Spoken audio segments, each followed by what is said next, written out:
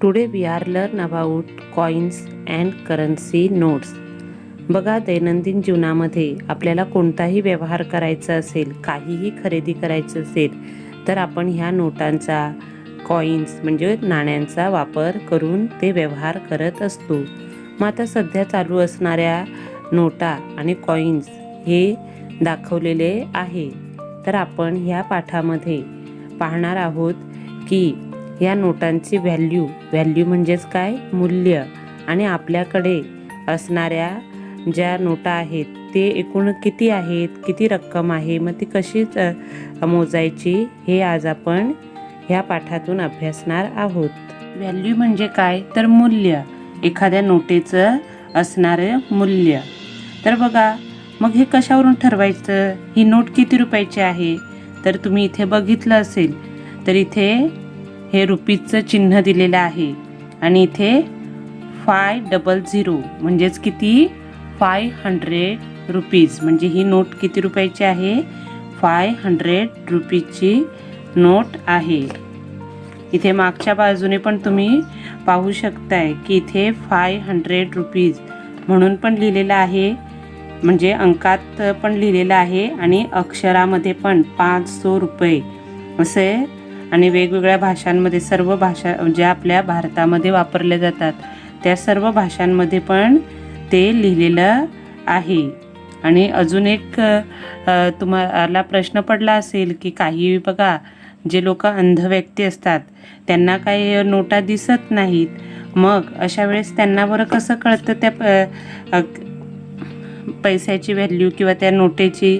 तर इथे ब्रेल लिपी सुद्धा असते ह्या नोटांमध्ये आणि ते बरोबर स्पर्शामुळे त्यांना ते जाणवते की ही किती रुपीजची नोट आहे. ते ही 500 रुपीजची नोट आहे.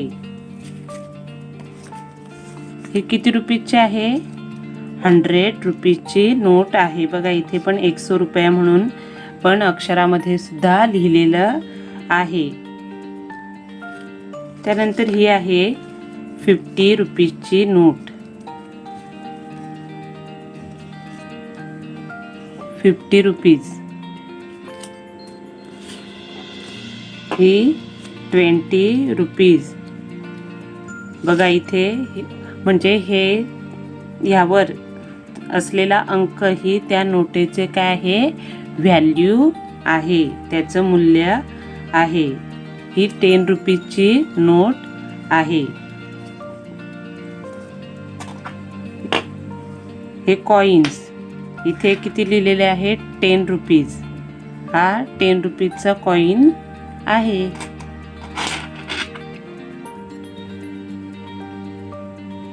हे किती रुपीज आहेत, 5 रुपीज आहेत. हे 2 रुपीज आणि हे 1. म्हणजे ह्या नोटांवर असलेले अंक किंवा छापलेली किंमत हे त्याचे मूल्य आहे. आणि हे कॉइन त्याचं किती मूल्य आहे हे त्यावर छापलेलं आहे, ही त्याची व्हॅल्यू आहे. मग आता माझ्याकडे एकूण किती रक्कम आहे ते आपण मोजूया. 500 आणि 100 मिळून किती होतात, 600 प्लस 50, 650 रुपीज.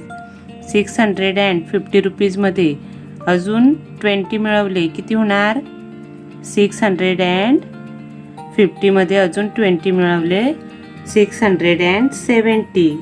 70 मध्ये अजून 10 मिळवले 680. 80 मध्ये अजून 10 मिळवले किती, 690. अजून 5 रुपीज मिळवा, 695. अजून त्यामध्ये आपण 2 रुपीज मिळवले, 697. आणि त्यामध्ये अजून 1 मिळवले किती होणार, 698 रुपीज. म्हणजे ही टोटल अमाऊंट किती आहे, 698 rupees. Coin and currency notes. Look at the pictures of the currency notes given below. Write their values in the boxes. बघा, इथे काही करन्सी नोटा की जे आपण आता चलनामध्ये वापरतो, काही सामान खरेदी करण्यासाठी ह्या नोटांचा वापर केला जातो. मग बघा, इथे काही नोट्स दिलेल्या आहेत, त्या आपल्याला ओळखायच्या आहेत. बघा, पहिली note, the value of this note is dash dash rupees. किती रुपीजची नोट आहे? तुम्ही त्या नोटकडे व्यवस्थित निरीक्षण केलं तर तिथे 100 असं लिहिलेलं आपल्याला दिसते. खाली 100 रुपये असं पण लिहिलेलं आहे, म्हणजेच ही नोट 100 रुपीजची आहे. The value of this note is dash dash rupees. ही किती रुपीजची नोट आहे? बघा, इथे तुम्ही निरीक्षण करायचं, कोणतीही नोट किती रुपयाची आहे हे त्यावर लिहिलेलं असतं. बघा, 5 आणि 00 म्हणजे 500 रुपये, 500 रुपीज. खाली आता इथे दिलेले आहे, this note has a value of rupees 1000. 1000 रुपयाची ही नोट आहे. पण आपल्याला ही आता नोट दिसत नाही, कारण की ही आता चलनात वापरली जात नाही. The value of this coin 5 rupees. ह्या कॉइनची प्राइस किती रुपीजचं काय व्हॅल्यू आहे? This coin has a value of rupees 1. बघा, इथे write the total amount value in the empty boxes. इथे रिकाम्या बॉक्समध्ये आपल्याला त्या एका पट्टीमध्ये किती रुपीज आहेत ते आपल्याला लिहायचे आहेत. 500 रुपीजची एक नोट दिलेली आहे, एक 100 रुपीज आणि एक 50 रुपीजची नोट दिलेली आहे. म्हणजे 500 प्लस 100 किती झाले? 600 rupees. 600 plus 50 is equal to 650 rupees. दुसरी स्ट्रीप बघा, इथे दिलेले आहेत किती रुपीजच्या नोटा? 500ची एक नोट दिलेली आहे. 100चे 2 नोट्स आहेत, 2 नोटा आहेत आणि 50 रुपीजची एक आहे आणि 1 2 3 4 5 6 1 रुपीजचे कॉइन आहेत. मग किती टोटल अमाऊंट झाली? 500 मध्ये 200 मिळवा, किती झाले?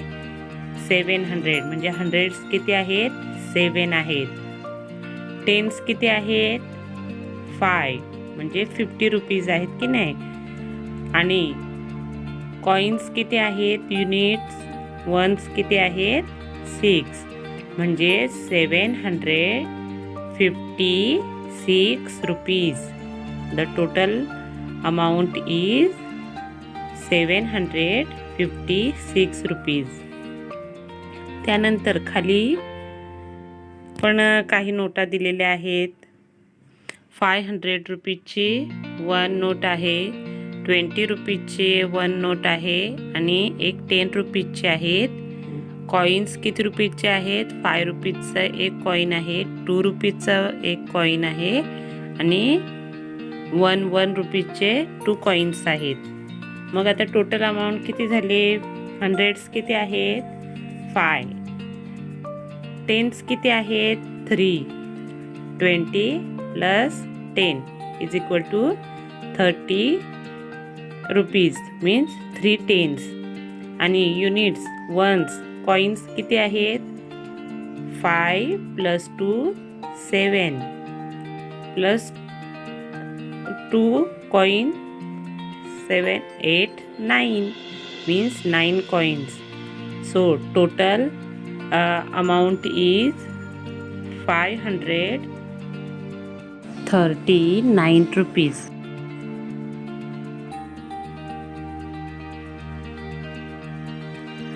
Tony says, I have 3 notes. Their total value is 75 rupees.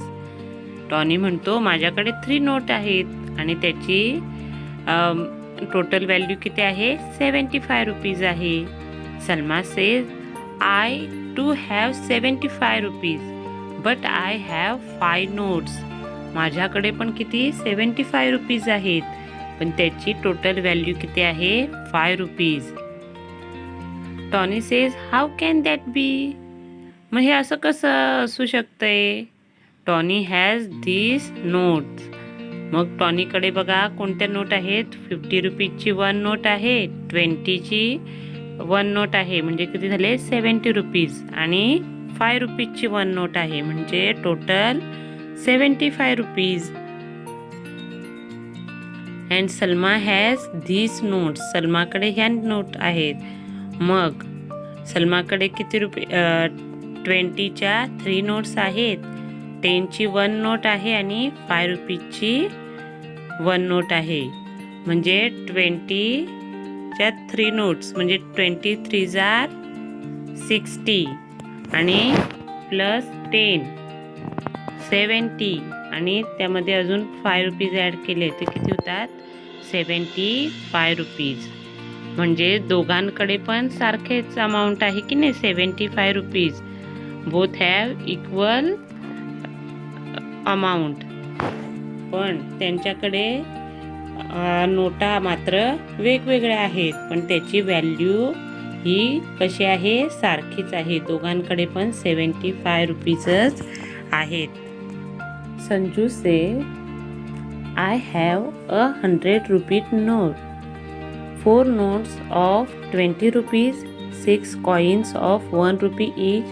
How much money do I have?